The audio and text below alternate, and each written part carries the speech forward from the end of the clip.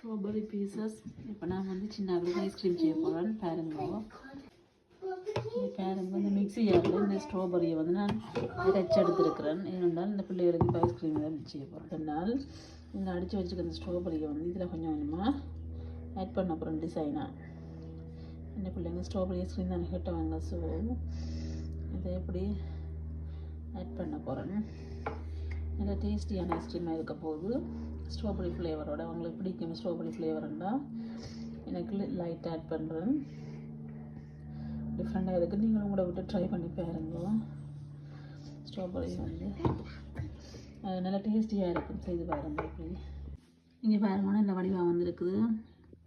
நம்மள மாதிரி ஐஸ்கிரீமுக்கு ஸ்ட்ராபெரி பழத்தை ஒரு கொஞ்சம் தண்ணி விட்டு அடித்து போட்டு இதுக்குள்ளே மிக்ஸ் பண்ணியிருக்கிறேன்.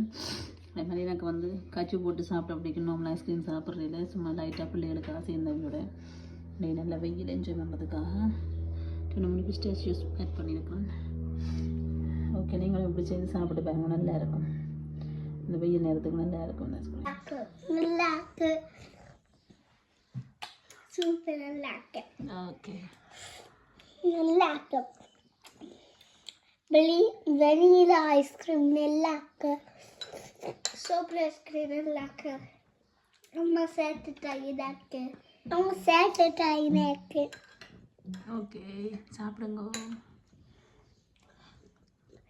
அம்மா ஏன் நல்லா இருக்கு எனக்கு. சரி, நல்லா இருக்கு. வெயில் வெளியில் இப்படியில் வெயிலாக இருக்கிறதால ஐஸ்கிரீம் நல்லா இருக்கும். எனக்கு பைஸ்கல் வேணும். ஓகே.